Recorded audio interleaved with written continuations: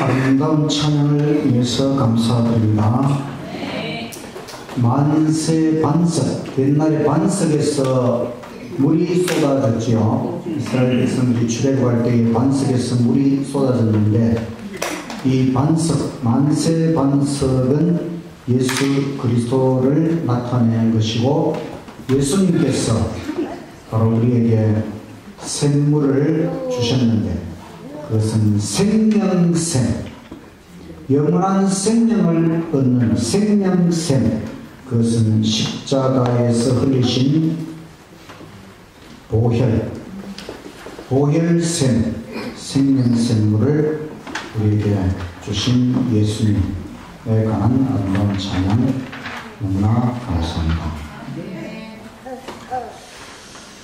오늘은 엘리사라는 제목으로 말씀을 드리겠습니다. 엘리야, 다음 엘리사. 여기 그림에 보면 엘리야 선지자는 구름 수레를 타고 불 수레를 타고 하늘로 승천하는 모습이고, 엘리사 선지자가 그것을 바라보고 있는 모습입니다.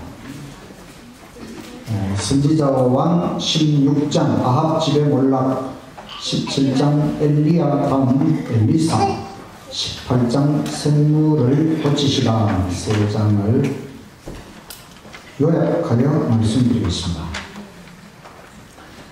16장 아합의 집의 몰락, 열왕기상 21장과 열왕기하 1장. 아합은 북방 이스라엘의 왕이지요. 아합 왕 그러면 무엇이 생각납니까? 이세벨.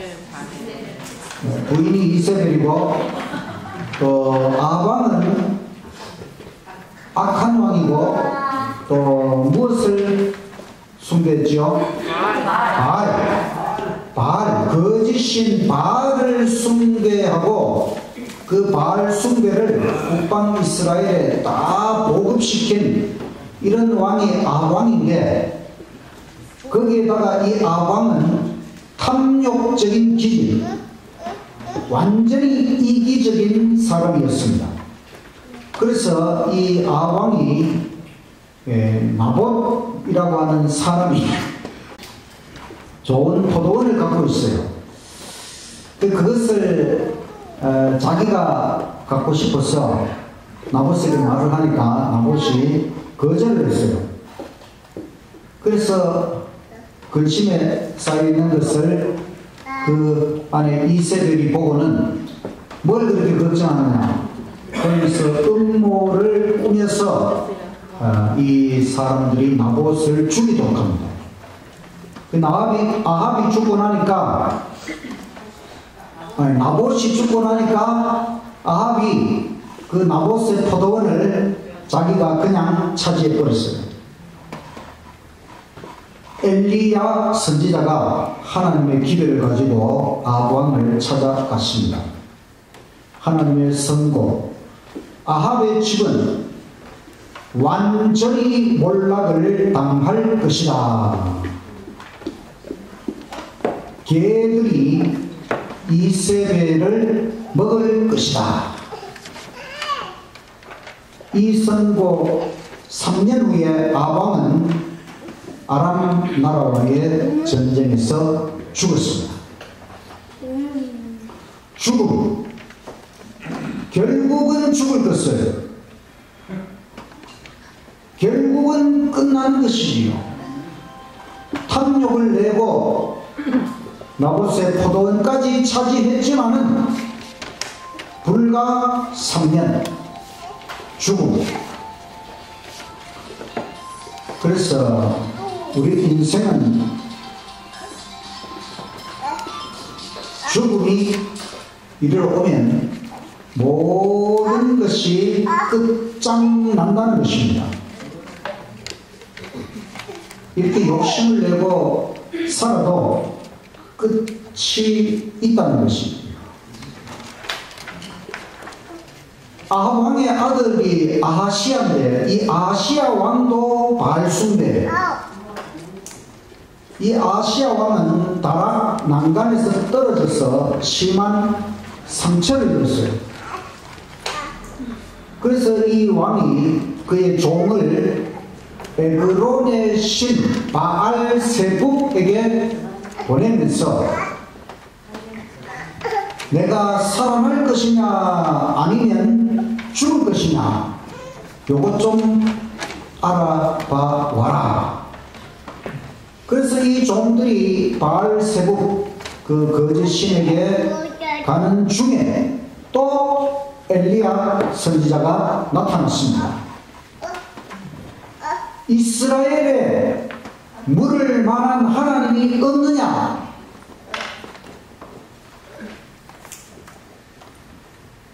참으로 우리에게 정확한 대답을 주실 분은 참 하나님밖에 없지요. 그런데 왜 이스라엘의 하나님을 놔두고 엉뚱하게 거짓 신에게 가느냐? 갈 필요 없다. 반드시 죽는다. 돌아가서 알려라. 아시아 왕은 반드시 죽는다. 그래서 죽었습니다. 끝난 것입니다. 바알 숭배한 왕이 아합도 죽었고 그 아들도 죽었어. 그래서 이제 아시아의 동생, 이번엔 동생이 왕이 되는데 그 왕이 여호람 12년 동안 북방 이스라엘을 통치했습니다. 이때에 남쪽에 남방 유다에도 똑같이 왕 이름이 여호람. 근데 이 왕의 부인이 누구냐면 아달랴는 아합과 이세벨의 딸입니다. 북쪽의 공주가 남쪽의 왕에게 시집을 간 것이지요. 그래서 이 남방 유다에도 바알 숭배를 퍼뜨렸어요. 또 엘리야 선지자가 남방 유다의 요람 왕에게 기별을 보냈습니다. 여호와께서 큰 재앙을 내리신다. 너는 창자의 중병으로 죽는다. 그래서 죽었습니다.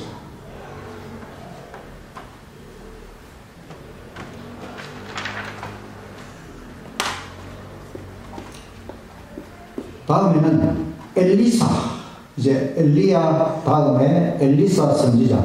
그 엘리사의 사자라는 말은 종, 엘리사의 종 또는 기별자가 예후라고 하는 사람에게 기름을 부어서 북방 이스라엘의 왕을 삼았습니다. 이 예후는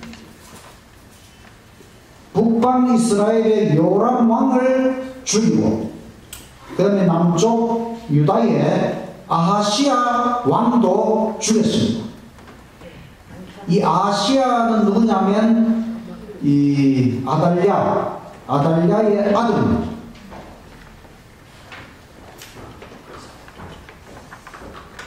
이 예후 왕은 이세벨 그리고 아합 집안의 모든 자를 다 죽여버렸어요. 아합의 집이 몰락하도록 아합 집안의 모든 자들을 다 죽였어요. 결국 아달랴, 남쪽으로 시집간 아달랴만 남았어. 아달랴는 가만보니까 자기 신랑도 왕인데 죽었어. 자기 아들도 왕인데 죽어버렸어요. 이제는 이 왕위를 남방 유다의 왕족, 유다족 속 왕족에게 물려주기 싫어서 자기가 왕이 되려고 유다 왕족의 씨를 전부 다 죽여버렸습니다. 그리고 자기가 왕이 된 것입니다. 그런데 간신히 요아스라고 하는 갓난 아기를 살려냈습니다. 그래서 6년 후에 이 아이가 왕 위에 올라가고 그 다음에 이 아달랴를 처형하게 됩니다. 이로써 아합의 후손은 전멸 다 죽은 것입니다. 아합의 집안이 북방 이스라엘의 왕이 된 이 집안이 바알 숭배를 도입하고 그로 말미암아 결국은 온 나라가 거짓 신 숭배에 빠져들도록 해서 결국은 이 아합의 집안은 전멸 몰락하게 되었습니다. 이것이 우상 숭배의 마지막을 보여주는 것입니다. 우상 숭배, 거짓 신을 숭배하는 것은 사탄 마귀를 따라가는 것이지, 사탄 마귀는 사람들을 다 이용해 먹고는 결국 망하도록 하는 것입니다. 여러분, 사탄이 절대로 우리에게 복을 주지 않습니다. 속으면 안 되는 것입니다. 사탄 마귀는 사람을 이용해 먹고는 결국은 망하도록 하는 것이 사탄 마귀라고 하는 것. 거짓신을 숭배하고 우상을 숭배하고 모든 것, 하나님을 떠나가도록 하는 모든 사탄 마귀의 책동은 결국 우리를 망하게 한다고 하는 것을 기억하시고 오직 참 하나님만 섬기며 올바르게 살아가시기를 간절히 바랍니다. 아멘. 17장 엘리사를 부르신 농사꾼의 아들 엘리사, 그는 작은 일에도 충실한 사람이었습니다. 우리가 일상의 작은 일에 충실한 것도 하나님을 위하여 일하는 것이다. 매일매일 우리가 살아가면서 일을 하잖아요. 우리에게 주어진 그 작은 일이라 할지라도 그것을 충실하게 열심히 하는 것도 다 하나님을 위하여 일하는 것이다. 그래서 농사꾼의 아들 엘리사가 아버지와 함께 농사를 열심히 지은 것도 하나님을 위하여 일하는 것이다. 그런데 이 엘리사가 엘리야의 후계자로 부르심을 받았습니다. 엘리사는 세상의 향락과 안락을 버리고 선지자를 따라간다. 여러분, 이 세상도 우리에게 향락, 안락을 주지요. 좀 줍니다. 우리가 하나님 안 믿으면 이 세상에서도 우리가 쾌락이 있어요. 세상에서도 뭐 누릴 만한 낙이 아예 없는 것이 아니고 있습니다. 그러나 우리는 이 엘리사 선지자처럼 이 세상 향락, 안락 다 버리고 오직 하나님을 따르게 되시기를 간절히 바랍니다. 모든 사람들에게 똑같은 부르심과 봉사를 요구하지 않습니다. 우리 각자는 생애와 관심사를 선별하고 순종해야 한다. 무엇을 선별하라고요? 우리의 관심사. 우리가 다 뭔가에 관심이 있잖아요. 그런데 그 관심사까지도 선별을 해야 된다. 그러니까 내가 하고 싶은 대로 사는 것이 아니고, 내가 하고 싶은 일 많이 있지만은 내가 관심 있는 거 많이 있지만은 그것이 하나님을 위하여 최선이 아니라고 생각하면 그것도 포기할 줄 알고 관심사까지도 하나님 앞에서 선별하고 순종해야 한다는 것입니다. 그리고 우리는 각자의 위치에서 사람의 구원을 위해 일해야 한다. 우리 각자의 위치에서 사람들의 구원을 위하여 열심히 일하게 되시기를 간절히 바랍니다. 엘리사에게 요구된 처음 일은 선생 엘리야의 손에 물을 부어라. 엘리야는 아주 큰 선지자입니다. 물에 손을 부으라. 엘리야가 세수를 하려고 하면 따뜻한 물을 준비해서 손에 물을 부으라는 것입니다. 엘리사는 겸손과 봉사의 공과를 배웠다. 먼저 선지자가 되기 위해서 겸손 그리고 봉사 이 공과를 배웠다. 엘리사는 엘리야 선지자를 받들어 섬기면서 훈련을 받았습니다.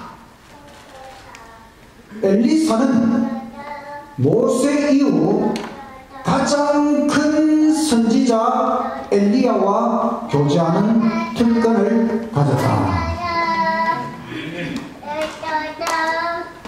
성경에서 가장 큰 선지자는 모세입니다. 두 번째 큰 선지자는 엘리야입니다. 그러니까 모세도 어디가 있습니까? 하늘에 가 있죠. 엘리야도 하늘에 가 있죠. 우리가 성경에서 하늘로 올라가는 사람들, 보통 사람들은 다 죽어서 땅속에 들어가서 예수님 재림하실 때 하늘로 부활해서 승천하게 돼요. 그런데 성경의 역사에서 하늘로 올라간 사람 이름이 기록된 것은 에녹이 올라갔고, 모세는 죽었다가 부활해서 올라갔고, 엘리야는 살아서 승천을 했어요. 그런데 이 승천한 사람 중에 선지자가 두 사람이 있다는 것이죠. 모세와 엘리야. 이게 선지자는 왕도, 우리는 왕이 선지자보다 더 높은 지위라고 생각할 수 있지만 왕 중에 하늘로 승천한 사람 아직 없어요. 그러나 선지자 두 사람이 샘플로, 하늘로 올라가는 사람의 샘플로 모세와 엘리야가 하늘에 올라갔습니다. 그런데 엘리사는 바로 이런 큰 선지자 엘리야와 한동안 함께 사역하는 특권을 얻었습니다. 사무엘 선지자가 선지자 학교를 설립했죠. 오늘날로 하면 삼육학교 같은 그런 선지자 학교를 설립을 했는데, 엘리야 선지자가 그 선지자 학교를 다시 일으켜 세웠습니다. 그래서 엘리야, 엘리사 두 선지자는 길갈, 벳엘, 여리고에 있는 선지자 학교들을 방문하였습니다.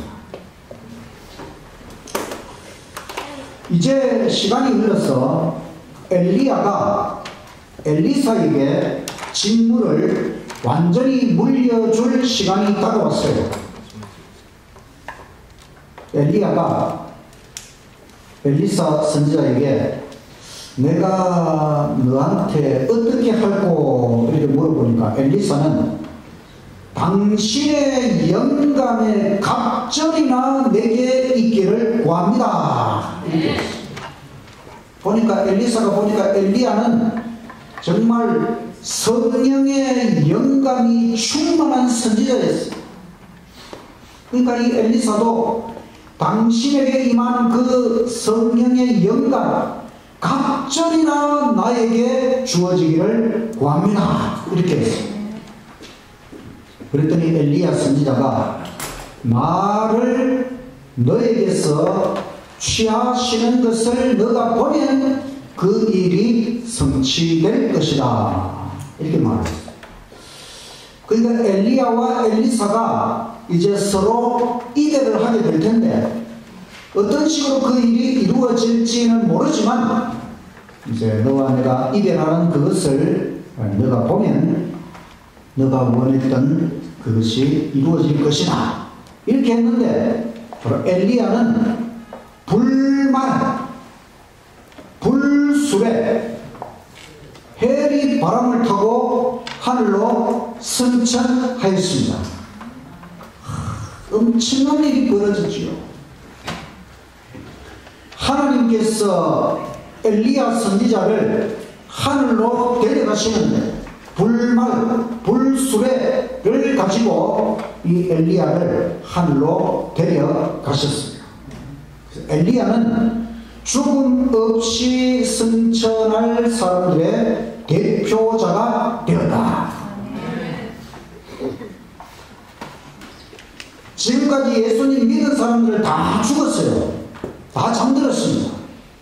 예수님 재림하실 때에 다 부활시킵니다. 하늘에 데려갑니다. 마치 모세를 부활시켜서 데려간 것처럼.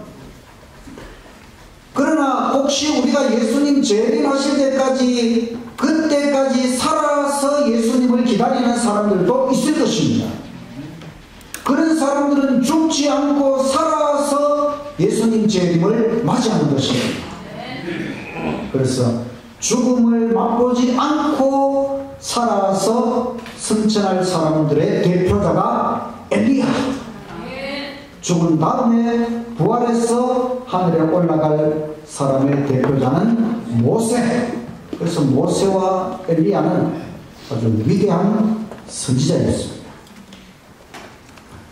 여러분, 죽음에 대하여 두려워하지 마십시오. 하나님께서 모세를 데려가셨고 엘리야를 하늘에 데려가셨고, 그래서 우리가 죽든지 살든지 예수님을 끝까지 믿기만 하면 하나님께서 우리를 다 하늘로 승천시켜 주신다고 하는 것을 꼭 믿고 예수님 열심히 믿으시기를 간절히 바랍니다.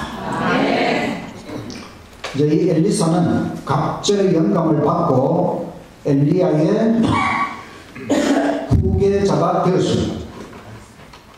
작은 일에 충실했던 엘리사는 큰 일에도 충실함이 입증되었습니다. 처음부터 큰 일을 하려고 하면 되겠습니까? 작은 일부터 충실하면 하나님께서 언젠가는 큰 일도 맡기시고, 그래서 우리에게는 작은 일, 큰 일이 없습니다. 영혼을 구원하는 일, 하나님의 사업에 작은 일, 큰 일 구분하지 마시고 주어진 모든 주님의 일을 최선을 다하여 열심을 다하게 되시기를 간절히 바랍니다. 18장 샘물을 고치신. 옛날에 요단계곡은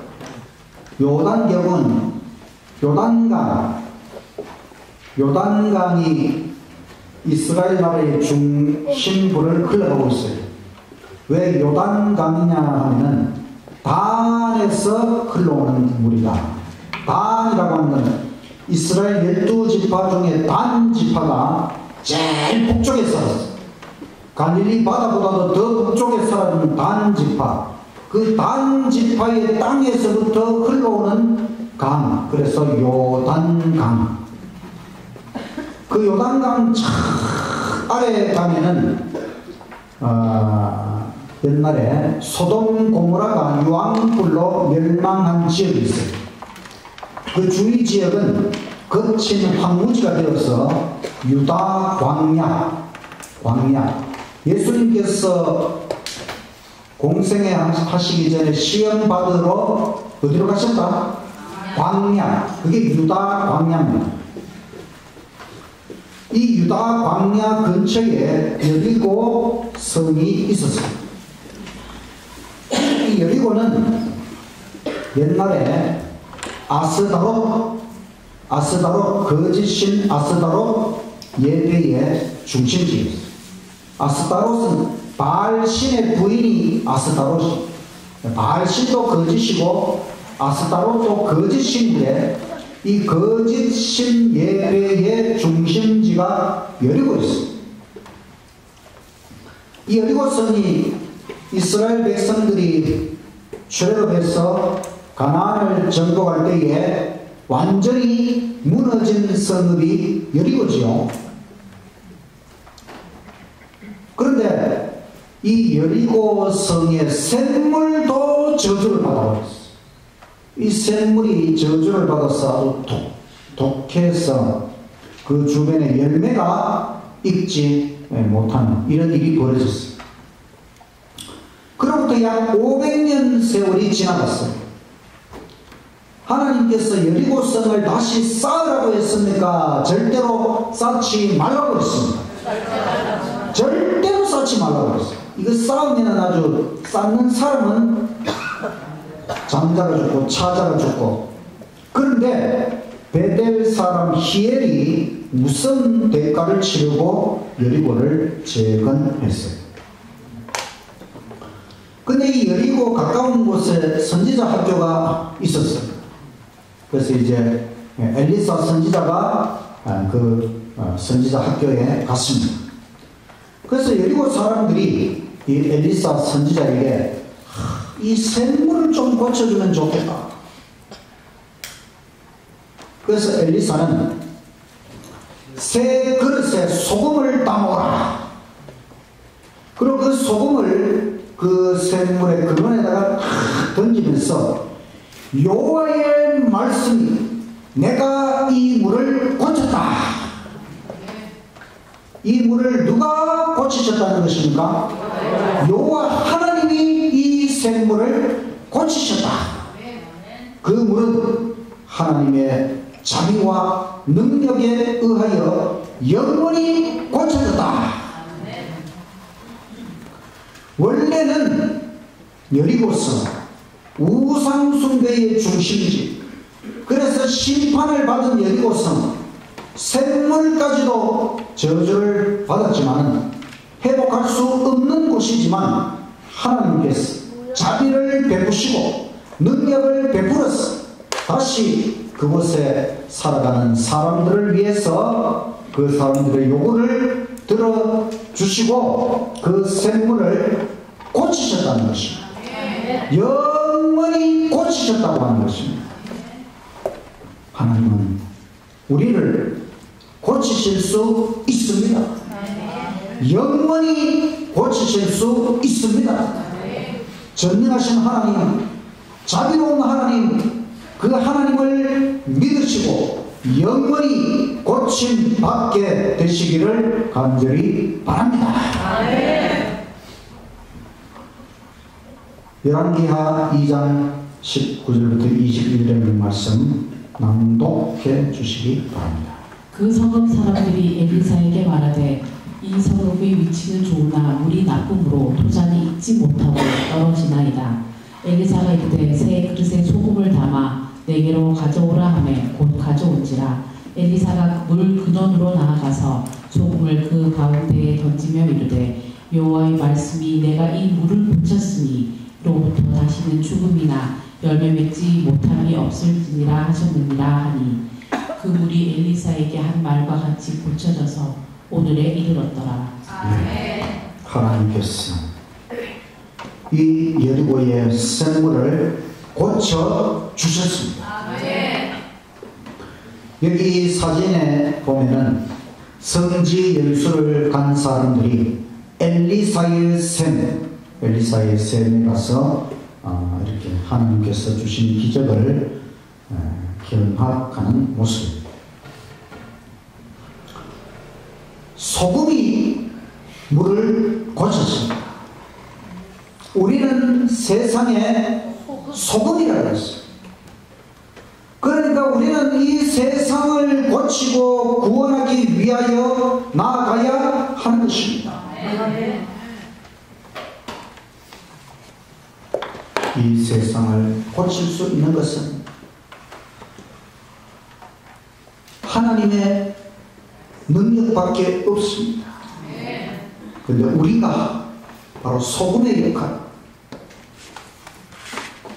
하나님의 도구가 되어서 이 세상을 조금이라도 고칠 수 있는 그런 역할을 꼭 이루게 되기를 간절히 바랍니다. 또 중요한 말씀, 죄로 저주받은 샘물은 쓸모가 없어요. 샘물은 귀한 것인데 저주를 받은 샘물은 먹을 수도 없고 다른 나무들에게, 식물들에게 그 결실을 맺지 못하고 열매가 다 떨어지도록 하는, 이게 저주받은 샘물입니다. 우리는 고침받은 샘물이 되어야 한다. 우리도 샘물이라고 하는 것이지. 우리는 샘물은 샘물인데 저주받은 샘물, 죄로 말미암아 저주받은 샘물이기 때문에 우리는 고침받은 샘물이 되어야 되는데, 생명수 대신 예수님께서 우리 안에 내재하시면 우리도 고침받은 샘물이 될 수 있는 것입니다. 그리고 우리는 샘물처럼 그리스도의 생기를 나누어 주어야 한다. 요즘은 다 사람들이 물이 귀해서 물을 가지고 다니지만, 옛날에는 샘물이 곳곳에 있어서 샘물을 떠 마시고 또 얻어 마시고 그렇게 했잖아요. 우리가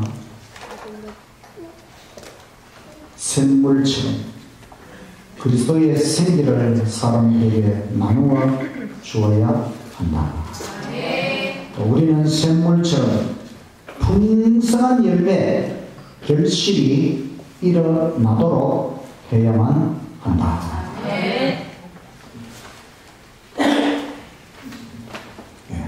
오늘 말씀을 마치면서 우리는 뭐다? 샘물이다. 죄로 저주받은 샘물. 우리 인간 죄로 말미암아 저주받은 샘물, 아합 왕 같은 좀 탐욕으로 가득 찬 그런 샘물. 그래서 끝장날 샘물, 아합의 집이 완전히 끝나버린 것처럼 우리는 끝장날 샘물, 언젠가는 다 죽음에 이르게 될 그런 가치 없고 흥한 존재에 불과하지만 고침을 받게 된다면 우리도 쓸모 있는 샘물이 될 텐데, 우리를 고치시는 것은 하나님의 사랑과 능력밖에 없는 것입니다. 우리를 고치시는 하나님, 그 하나님의 사랑과 능력이 우리를 고칠 수 있는 것입니다. 바로 예수 그리스도. 예수라는 말은 구원이라는 말입니다. 그리스도라는 말은 기름 부음을 받은 자. 옛날에 기름 부음을 받은 자는 왕, 제사장, 선지자가 기름 부음을 받았습니다. 바로 그리스도, 예수 그리스도는 기름 부음 받은 왕이요 대제사장이시요 선지자라고 하는 것입니다. 예수 그리스도는 하나님의 사랑과 능력으로 우리를 고치시고 우리를 회복하시고 우리를 다시 새롭게 하기 위하여 이 땅에 보내심을 받은 하나님의 아들이십니다. 그 옛날 엘리사 선지자를 통하여 그 여리고의 저주받은 샘물을 고치신 분 예수 그리스도이십니다. 이제 예수님께서는 우리 모두를 다시 고칠 수 있는 것입니다. 우리가 예수님 안에서 고침받은 샘물이 된다면 우리의 인생은 얼마나 복된 인생이 되겠습니까? 우리를 통하여 많은 사람들이 생명수 예수 그리스도를 발견할 수 있다면 얼마나 좋겠습니까? 이 세상 정말 타는 목마름으로 갈증을 느끼는 이 세상, 저주받은 이 세상, 제약과 탐욕이 가득 찬 이 세상, 이 세상을 고칠 수 있는 하나님의 샘물, 생명수 샘물과 같은 역할을 우리가 이 세상 가운데서 이루어야 한다는 것입니다. 그래서 예수님, 오직 예수님이 내 마음속에 들어오셔서 내 생애를 지배하셔야 돼요. 예수님 안에서 우리는 고침받은 샘물이 되어서 온 세상 사람들에게 예수 그리스도의 생명수를 나누어 줄 수 있게 될 것이다. 우리 모두가 예수님 안에서 정말 이런 고침받은 샘물이 되어서 세상에 복이 되고 우리 모두가 행복하고 복된 생애를 누리게 되시기를 간절히 바라면서 말씀을 마치겠습니다. 324장 저희 다같이 일어나서 찬양하겠습니다.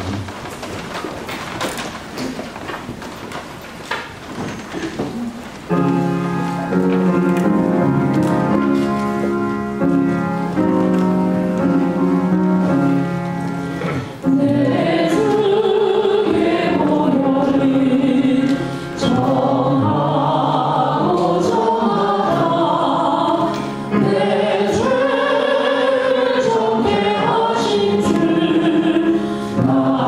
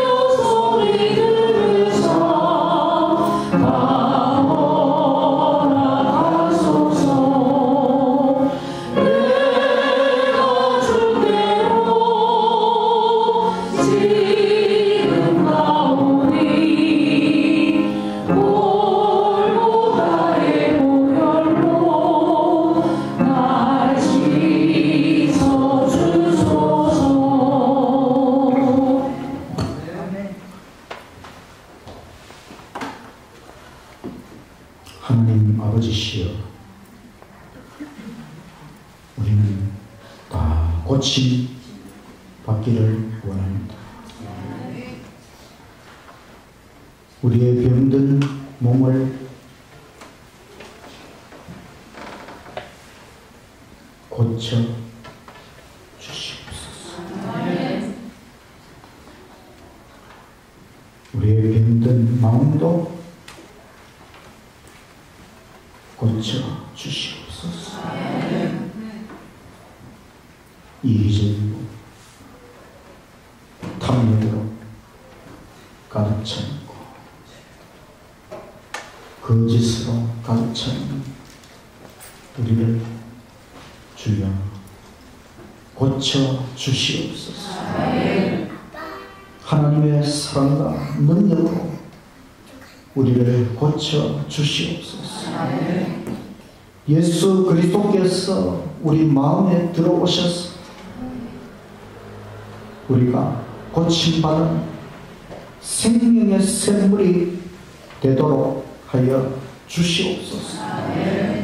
그리하여 이 세상에서 생명이 넘치는 행복한 생애를 살게 하시고 또 죽어가는 많은 사람들에게 예수 그리스도 십자가의 보혈샘을 나누어 주며 살아가도록 우리를 인도하여 주시옵소서. 그리하여 우리 모두 다 함께 영원히 고침받은 존재로 하나님 보좌 앞에서 영원히 살아가도록 우리를 끝까지 인도하여 주시옵소서. 예수 그리스도의 이름으로 기도드리옵나이다.